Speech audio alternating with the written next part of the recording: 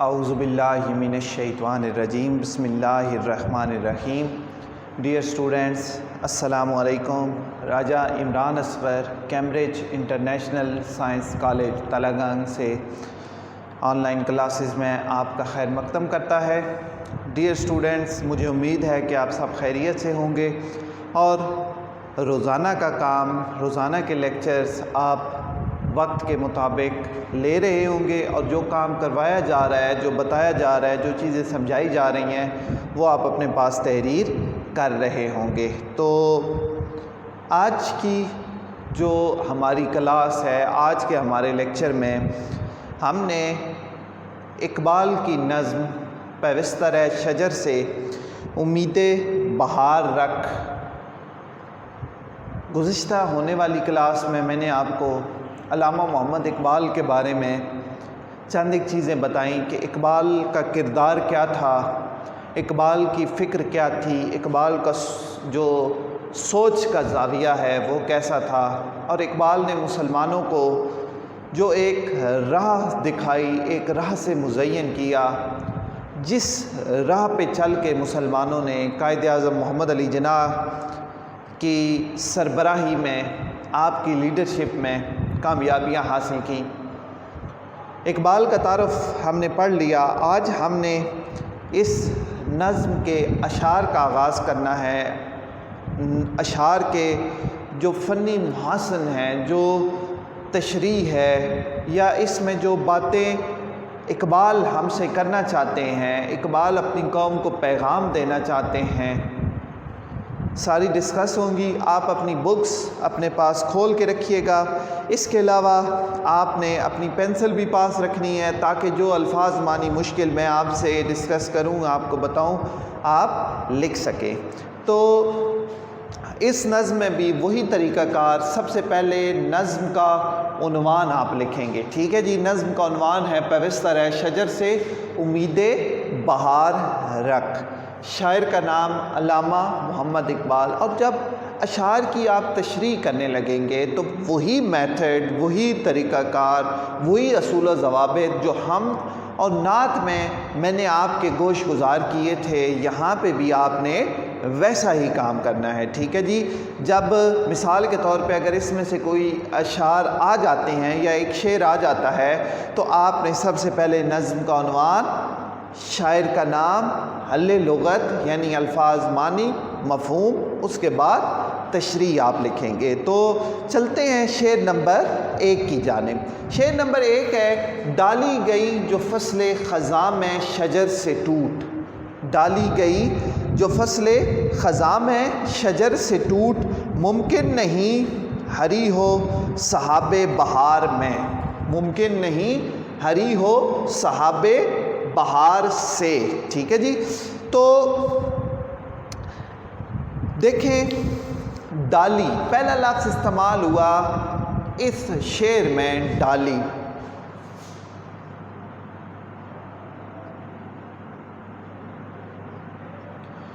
ڈالی کہتے ہیں ٹہنی کو.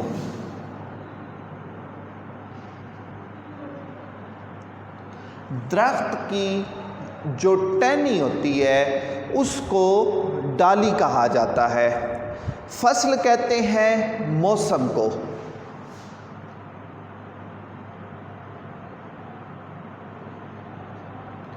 فصل، موسم. دیکھیں، ڈالی کا مطلب ٹہنی، فصل، موسم. خزاں کہتے ہیں پت جھڑ کے موسم کو.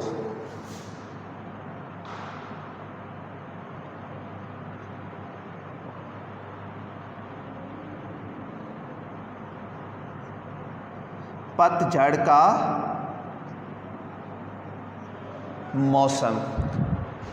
ایسا موسم جب بہار رخصت ہو جاتی ہے، خزاں اپنے ڈیرے لگا لیتی ہے، درختوں سے پتے جھڑ جاتے ہیں، ہر چیز جو سبزہ ہے وہ خشک ہو جاتا ہے، اپنا رنگ، اپنا کلر جو ہے وہ تبدیل کر دیتا ہے. ٹھیک ہے جی.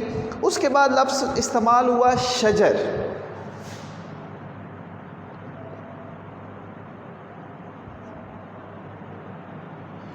شجر کہا جاتا ہے درخت کو. شجر کس کو کہتے ہیں؟ درخت کو. شجر درخت. ٹھیک ہے جی. سحاب کہتے ہیں، پھر لفظ استعمال ہوا سحاب. سحاب کہا جاتا ہے بادل کو، گھٹا کو.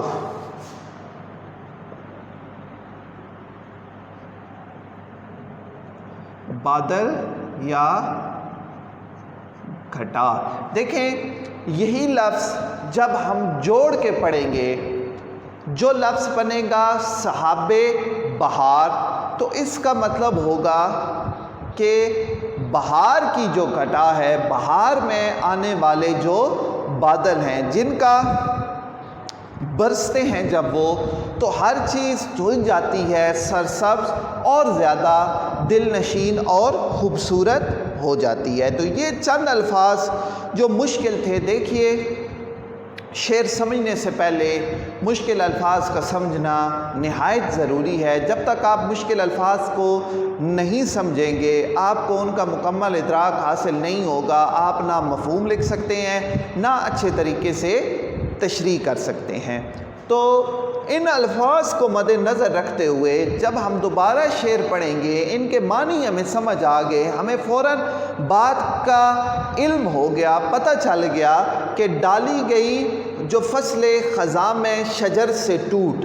ڈالی ٹہنی فصل خزاں، پت جھڑ کا موسم جب پتے جھڑ جاتے ہیں شجر درخت کے، کہ ایک ٹہنی جب خزاں کے موسم میں، ایک ٹہنی جب خزاں کے موسم میں درخت سے الگ ہو جاتی ہے، درخت سے ٹوٹ جاتی ہے، اس کا رشتہ درخت سے منقطع ہو جاتا ہے، ختم ہو جاتا ہے.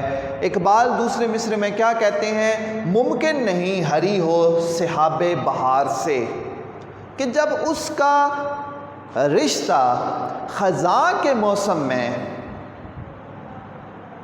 درخت سے منقطع ہو گیا، درخت سے ٹوٹ گیا، تو پھر ایسا ممکن ہی نہیں ہے کہ فصل بہار میں، دیکھیں خزاں کے بعد بہار کا موسم شروع ہوتا ہے. ٹھیک ہے جی. تو شاعر اقبال کہتے ہیں کہ جب خزاں کے موسم میں رشتہ کٹ گیا، تو پھر جب اس چیز پہ بہار آئے گی، جب جوبن آئے گا اس چیز پہ، جب جوانی آئے گی دوبارہ، تو پھر کہتے ہیں کہ اس کا، اس ٹہنی کا جو اس درخت کے ساتھ جڑی ہوئی تھی، اس کا دوبارہ سے ہرا بھرا ہونا ناممکن ہے. مشکل ہی نہیں بلکہ ناممکن ہے، کبھی بھی ایسا نہیں ہو سکتا. یہ تو تھا مفہوم، جس مفہوم میں جو شعر کا مطلب. اب آگے جب آپ دیکھیں گے کہ اقبال کہ اس شعر میں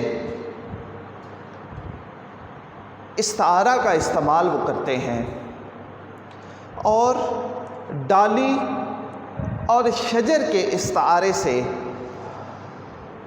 یہ بات ہمیں واضح کر رہے ہیں، یہ بات ہمارے گوش گزار کر رہے ہیں، اس بات کو ہمیں سمجھا رہے ہیں، جس کا ظاہری مطلب تو یہ ہے کہ شاخ اور درخت کا ایک تعلق ہے. شاخ اور درخت کا ایک تعلق ہے. ٹھیک ہے جی. ایک درخت ہرا بھرا، لیکن اس پہ جو ہی خزاں کا موسم آئے گا، اس میں سے پتے جھڑنا شروع ہو جائیں گے، اس پہ زوال کا وقت آ پہنچے گا. لیکن یہ جو زوال ہے، یہ جو پت جھڑ کا موسم ہے جس میں پتے گرتے ہیں، ٹہنیاں گرتی ہیں، یہ سارے عوامل ہوتے ہیں. تو اقبال کہتے ہیں کہ اگر خزاں کے موسم میں ایک درخت سے ڈالی، ایک تنا ٹوٹ گیا، ایک ٹہنی ٹوٹ گئی، تو وہ جو درخت ہے اس سے اس ٹہنی کا جو سلسلہ منقطع ہوا. اب ہوگا کیا کہ درخت تو موجود ہے، لیکن وقتی طور پہ اس پہ خزاں کا موسم ہے۔ لیکن جو ہی یہ موسم ختم ہوگا تو درخت پہ آہستہ آہستہ بہار آنا شروع ہو جائے گی۔ تو درخت پہ جب بہار آئے گی تو اس کے ساتھ جو پتے، جو ٹہنیاں جو مرجھا چکے تھے وہ دوبارہ سے ہرے بھرے ہونا شروع ہو جائیں گے۔ اب کیا ہوگا کہ وہ جو درخت کے ساتھ منسلک رہے، درخت کے ساتھ موجود رہے، ان پہ دوبارہ بہار آنا شروع ہو جائے گی، وہ سرسبز ہونا شروع ہو جائیں گے۔ لیکن جو ٹہنی، جو پتے درخت سے جدا ہو گئے، ان پہ اگر بہار کی بارشیں، بہار کی گھٹائیں، بہار کے بادل جو ہیں وہ مسلسل برستے رہیں تو پھر بھی یہ ناممکن ہے۔ ناممکنات میں یہ بات شامل ہے کہ وہ جو درخت سے ٹہنی الگ ہو گئی ہے، جس کا رشتہ، جس کا سلسلہ درخت سے ٹوٹ چکا ہے، وہ ہری بھری نہیں ہو سکتی، چاہے اس پہ جو بہار کی جو بارشیں ہیں وہ مسلسل برستی رہیں۔ اس لیے شاعر کہتے ہیں کہ تعلق ہونا ضروری ہے، مضبوط رشتہ ہونا۔ اب جیسا کہ میں نے آپ کو بتایا کہ استعارہ کا استعمال کر رہے ہیں، استعارہ کا استعمال کرتے ہوئے ہم سے مخاطب ہو کر امت مسلمہ کو ایک پیغام دے رہے ہیں، امت مسلمہ کو ایک میسج دے رہے ہیں، ایک نظریہ فراہم کر رہے ہیں کہ مسلمان اور امت مسلمہ ان کا آپس میں گہرا تعلق ہے۔ دیکھیں کہ دنیا کا دستور ہے، دنیا کے دستور کے مطابق جس طرح میں نے آپ سے پہلے عرض کیا کہ جو چیز اپنے اصل سے دور ہو جائے اس کی پھر وہ قیمت، وہ وقت نہیں رہتی، وہ معیار نہیں رہتا۔ تو شاعر کہتے ہیں کہ مسلمان بھی ایک جسم واحد کی طرح ہیں۔ دراصل اس شعر میں حضور صلی اللہ علیہ وآلہ وسلم کی حدیث مبارکہ کا وہ مفہوم بھی ہمارے سامنے اقبال لے کے آ رہے ہیں کہ حضور صلی اللہ علیہ وآلہ وسلم نے ارشاد فرمایا کہ مسلمان ایک جسم کی طرح ہے، مسلمان ایک جسم کی طرح ہے کہ اگر جسم کے کسی ایک حصے میں تکلیف ہو تو پورا جو جسم ہے، آپ کی جو پوری باڈی ہے وہ دکھتی ہے۔ دیکھیں اگر میری انگلی میں تکلیف ہے، اگر میرے کان میں تکلیف ہے، یا میری کسی بھی باڈی سٹرکچر میں کوئی تکلیف ہے، مجھے سر میں درد ہو رہا ہے، تو میں یہ نہیں کہہ سکتا کہ میرے سر میں درد ہے، جو میری پوری باڈی سٹرکچر ہے، جو میرا پورا جسم ہے وہ اس سے محفوظ ہے۔ وہ درد کی حدت، درد کی شدت میرا پورا جسم محسوس کرے گا۔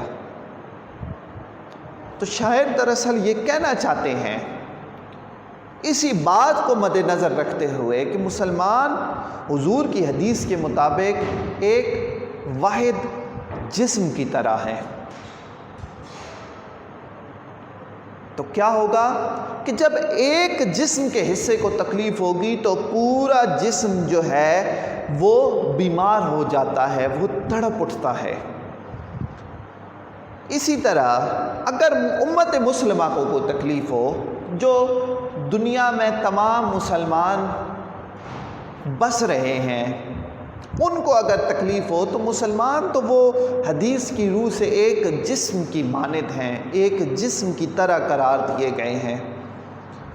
شاعر کہتے ہیں کہ پورے امت کو اگر تکلیف ہوگی تو کیا ہوگا، پورے جسم کو اس سے تکلیف ہوگی، پورے جسم کو اس سے جو ہے وہ نقصان ہوگا۔ تو شاعر یہ کہتے ہیں کہ کائنات کی جو ساری چیزیں ہیں وہ اپنے اصل کے ساتھ منسلک رہتی ہیں۔ بر صغیر کے مسلمانوں کی اگر تاریخ دیکھی جائے تو ایک ایسی قوم جس نے حکومت کی، جو برسر اقتدار رہی،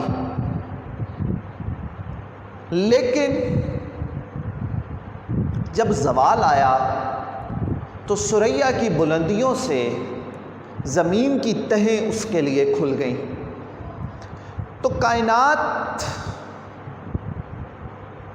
کا ایک یہ بھی اصول ہے، جس طرح بہار کے بعد خزاں ہے، خزاں کے بعد بہار ہے، تو یہ انسان پہ ایسے وقت آتے رہتے ہیں۔ اب شاعر کیا کہتے ہیں کہ کائنات میں ہر چیز کا وجود اسی وقت تک برقرار رہتا ہے جب اس کے اجزاء آپس میں منظم ہیں۔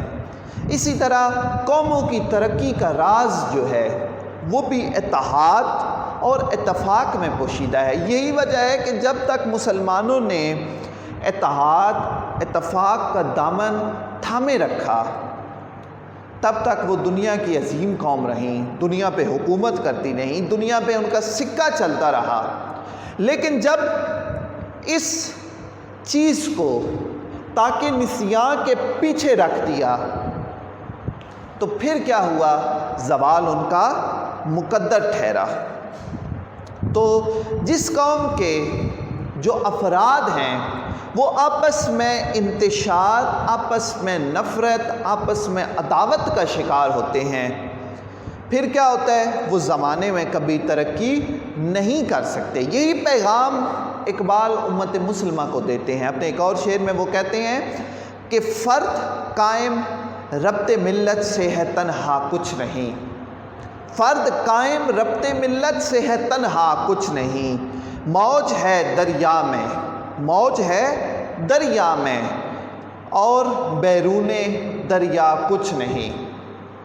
ایک اور مثال میرے کسی اور شاعر کی ذہن میں آ رہی ہے کہ فارسی کے شعر کا مفہوم ہے کہ جو حباب ہوتا ہے، جو بلبلا ہوتا ہے، جو پانی کے اوپر اکثر ہم دیکھتے ہیں، تو اس میں اتنی بناوٹ آتی ہے، اتنا تکبر آتا ہے کہ وہ پانی سے اوپر ابھرتا ہے۔ لیکن شاعر کہتے ہیں کہ اگر وہ اپنے آپ میں جھانکتا تو دریا کا ہی حصہ رہتا، اپنے آپ کو اس طرح ظاہر کرنے کی ضرورت اسے پیش نہ آتی، کیونکہ دریا کی جو قیمت ہے، دریا کی اہمیت اس حباب سے بہت زیادہ ہے۔ تو تشریح طلب شعر کے ذریعے اقبال ایک خفیہ یعنی پس پردہ مگر نہایت اہم پیغام امت مسلمہ کو دے رہے ہیں۔ وہ پیغام کیا ہے کہ امت مسلمہ کے ساتھ اپنے تعلقات مضبوط سے مضبوط تر بنانے ہوں گے۔ فرد واحد کو وہ کہتے ہیں کہ اپنا رابطہ، اپنے تعلقات امت مسلمہ کے ساتھ مضبوط سے مضبوط کرو، اور عالم اسلام کو ناقابل تصغیر بنانا چاہیے۔ اور یہ تبھی ممکن ہے جب ہم کیا ہوں گے؟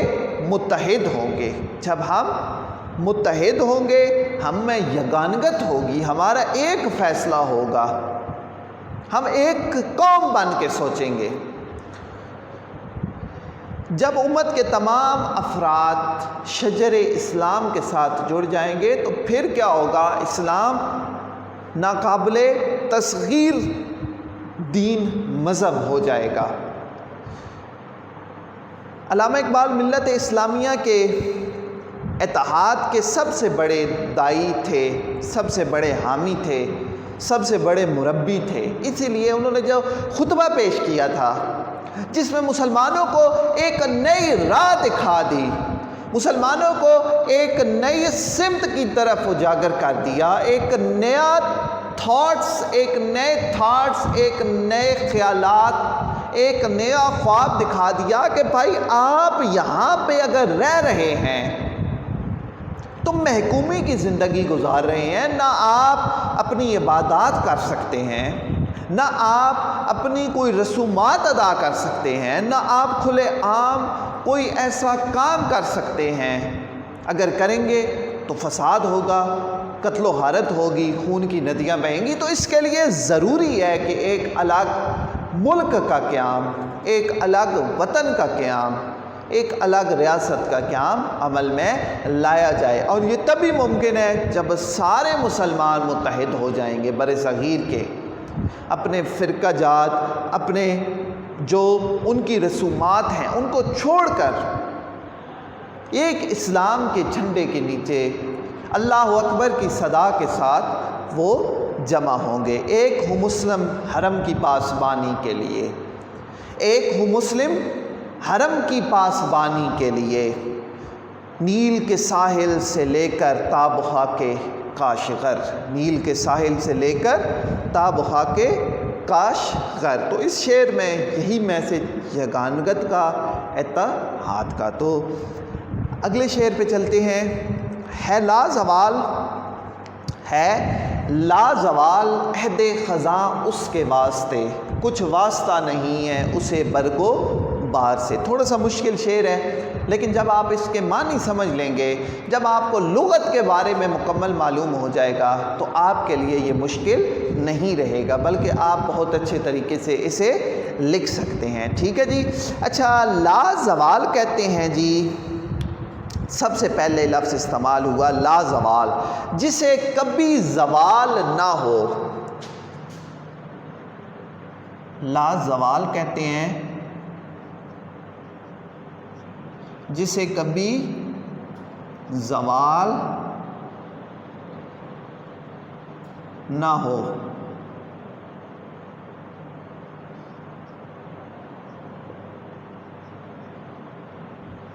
جسے کبھی زوال نہ ہو، اس کو کیا کہا جاتا ہے جی؟ لازوال کہا جاتا ہے۔ ٹھیک ہے جی۔ اس کے بعد ہے جی لفظ عہد خزاں۔ عہد خزاں، جس طرح خزاں کے موسم، عہد کہتے ہیں وقت کو، عہد کس کو کہتے ہیں؟ وقت کو کہا جاتا ہے۔ پت جھڑ کا موسم عہد خزاں،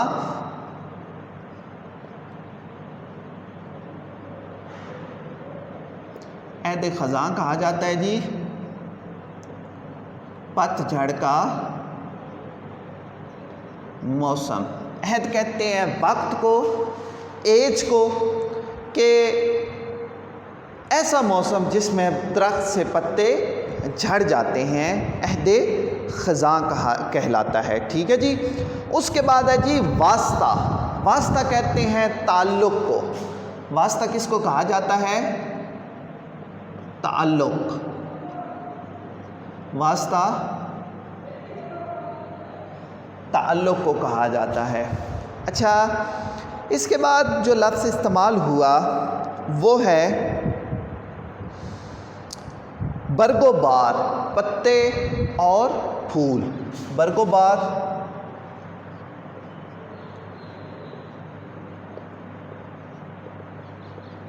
پتے اور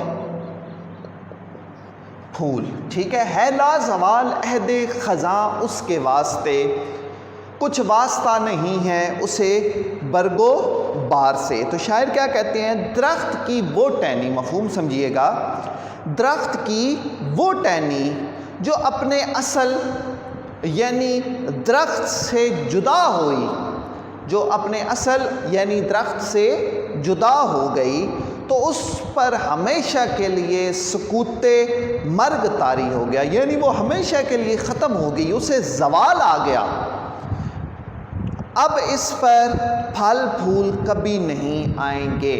یعنی اس میں بھی جو ہم نے پہلا شعر پڑھا تقریباً اس سے ملتا جلتا یہ شعر ہے کہ جب ایک ٹہنی درخت سے جدا ہو جاتی ہے، اس کا تعلق درخت سے ختم ہو جاتا ہے، کٹ جاتا ہے، تو پھر زوال اس کے لیے اس کا مقدر بن جاتا ہے۔ چاہے وہ 100 سال پڑی رہے تو کبھی اس پہ پتے نہیں لگ سکتے، کبھی اس پہ پھل نہیں لگ سکتے، کبھی اس پہ پھول نہیں لگ سکتے۔ پھل، پتے، پھول لگنے کے لیے کیا ضروری ہے کہ وہ آپس میں جڑے رہیں۔ آپس میں ان کا رشتہ منقطع نہ ہو بلکہ ایک ساتھ ہو، الگ نہ ہو۔ ٹھیک ہے جی۔ اب کہتے ہیں کہ تشریح میں اقبال اس شعر میں کیا کہتے ہیں؟ اقبال کہتے ہیں کہ وہ ٹہنی کبھی دوبارہ سرسبز نہیں ہو سکتی، وہ ٹہنی دوبارہ کبھی سرسبز نہیں ہو سکتی جو خزاں کی نظر ہو گئی ہو، جو خزاں کے موسم میں گر گئی ہو، درخت سے کٹ گئی ہو۔ دوبارہ بہار آنے پر شگفتگی اور تازگی کا موسم آ جاتا ہے، جہاں درختوں میں نشو و نما کا جوش ہوتا ہے، جہاں درختوں میں بے شمار جو ان کے پتے ہیں وہ دوبارہ سے کھلنا شروع ہو جاتے ہیں، جو ٹہنیاں ہیں وہ دوبارہ سے نکلنا شروع ہو جاتی ہیں۔ تو شاعر کہتے ہیں کہ ایسے جب موسم میں دوبارہ وہ ٹہنی جو درخت سے جدا ہو گئی ہے وہ کبھی ہری بھری نہیں ہوگی، اسے کبھی بھی ہریالی نصیب نہیں ہوگی، اس پہ زوال رہے گا۔ اب اسی کو مسلمانوں سے وہ ملا رہے ہیں، مسلمانوں کے ساتھ ربط بنا رہے ہیں۔ وہ ربط کیا ہے کہ اگر کوئی شاخ جب درخت سے جدا ہو جاتی ہے، ٹھیک ہے جی، تو مسلمانوں کی بھی یہی حالت تھی۔ مسلمان اپنے قبلہ سے ہٹ چکے تھے۔ قبلہ سے ہٹنے سے مراد یہ ہے کہ جو ان کا مقصد حیات تھا اسے وہ بھول چکے تھے۔ آپ جو مسلمان سلاطین کے حالات ہیں اگر وہ پڑھیں تو جو آخری ہمارے سلاطین جو مغلیہ حکمران گزرے ہیں یا ان کے بعد، تو ان میں عیاشی، ان میں قباحتیں بہت زیادہ تھیں، بے شمار تمام قسم کی قباحتیں ان میں موجود تھیں۔ تو وہ اپنے مرکز سے، اپنے اصل سے ہٹ چکے تھے، دور جا چکے تھے۔ تو اقبال دوبارہ پیغام دے رہے ہیں متحد ہونے کا کہ متحد ہو جاؤ، اکٹھے ہو جاؤ، تو کیا ہوگا؟ اس میں آپ کی عزت ہے، اس میں آپ کی رسپیکٹ ہے، اس میں آپ کا وقار ہے، اور اسلام کو ناقابل تصغیر بنائیں۔ ممکن ہے کہ تو جس کو سمجھتا ہے بہاراں، ممکن ہے کہ تو جس کو سمجھتا ہے بہاراں، اوروں کی نگاہوں میں وہ موسم ہو خزاں کا، کہ جس کو وقتی طور پہ تم بہار سمجھ رہے ہو وہ اوروں کی نظر میں کچھ بھی نہیں ہے، وہ خزاں کا موسم ہے۔ تو جس عیاشی میں، جس عیش و عشرت میں آپ پڑے ہیں اس سے دور ہو جائیں، اس سے کنارہ کشی کر لیں، اس کو چھوڑ دیں، اس کو رد کر دیں، اس کو ترک کر دیں۔ علامہ اقبال تشریح طلب شعر میں شجر اور شاخ کے استعارے کے ذریعے ہمیں یہ سمجھانا چاہتے ہیں کہ اگر کوئی شاخ درخت سے جدا ہو جائے تو زوال اس کا مقدر بن جاتا ہے، اس پہ کبھی پتے، پھل، پھول نہیں کھلتے، خزاں ہمیشہ اس کا نصیب ٹھہر جاتا ہے۔ اچھا، 20ویں صدی کا آغاز، مسلمان انگریزوں سے خوفزدہ اور مایوس ہے، جیسے میں نے آپ سے عرض کیا کہ سلاطین رہ کر جب بادشاہت سے فقیری کی زندگی آئے تو بندہ بڑا پریشان ہوتا ہے۔ یہی حال کچھ مسلمانوں کا تھا۔ حق گوئی اور سچ مسلمانوں کا جوہر تھا، مگر بدقسمتی سے مسلمان اس خزانے سے، اس جوہر سے محروم ہو چکے تھے۔ اب کیا ہے، اقبال نے محسوس کیا، تو ایسے میں یہ مرد آہنگ جس کا نام اقبال تھا، اس نے یہ محسوس کیا کہ مسلمانوں کو زندگی گزارنے کے اوصاف سے پھر سے آشنا کیا جائے، ان کو اپنے جو گزرا ہوا وقت ہے ان کی یاد تازہ کروائی جائے۔ وہ جو ہمارے بہترین سپہ سالار تھے، صحابہ کرام تھے، اہل بیت اطہار تھے، ان کی وہ باتیں بتائی جائیں مسلمانوں کو جس سے ان میں دوبارہ جذبہ ایمانی جاگ اٹھے، اور وہ کیا ہو، وہ اچھے طریقے سے، بہترین انداز سے دوبارہ اٹھیں، منظم ہو کے اٹھیں اور دنیا پر حکمرانی کرتے ہوئے چھا جائیں۔ تو دراصل اقبال مسلمانوں کو یہ سمجھا رہے ہیں، ان کا جو لب لباب ہے ان اشعار کا، کہ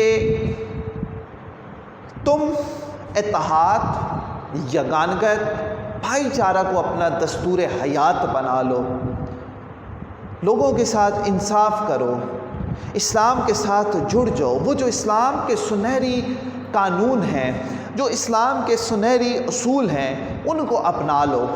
تو پھر کیا ہوگا؟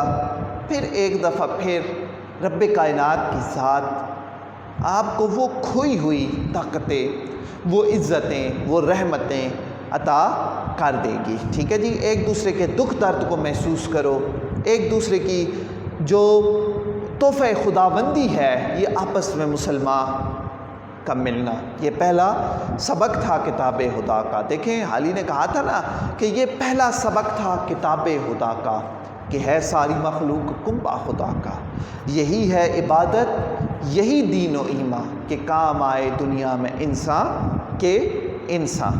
تو اقبال بھی یہی کہتے ہیں کہ بے شک خزاں کا موسم ہے، لیکن خزاں کے بعد بہار ضرور آتی ہے، تم آپس میں متحد رہو، تمہاری مسکراہٹیں جو روٹھ چکی ہیں یہ دوبارہ واپس ضرور آئیں گی۔ بقول ناصر کاظمی کی غزل کا ایک شعر کہ وقت اچھا بھی آئے گا ناصر، وقت اچھا بھی آئے گا ناصر، غم نہ کر زندگی پڑی ہے ابھی، ہم نہ کر زندگی پڑی ہے ابھی۔ تو مسلمانوں کو دراصل یہ پیغام دے رہے ہیں کہ اس مشکل وقت میں گھبرانا نہیں ہے، بلکہ رب العزت کی ذات پہ کامل ایمان رکھنا ہے۔